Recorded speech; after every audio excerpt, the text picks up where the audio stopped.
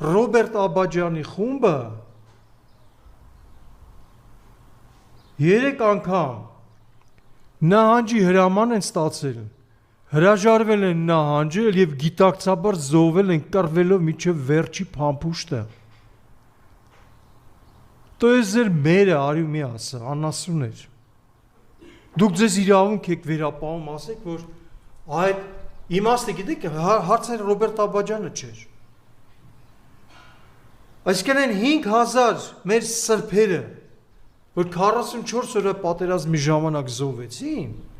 իրանք չէին հասկանում, իրանք չէին գիտակցում ուր են եկել եւ պատահական սկզբունքով առանց հասկանալու զոհվեցին։ Նրանք չկռվեցին հանուն հայրենիքի, հանուն գաղափարի,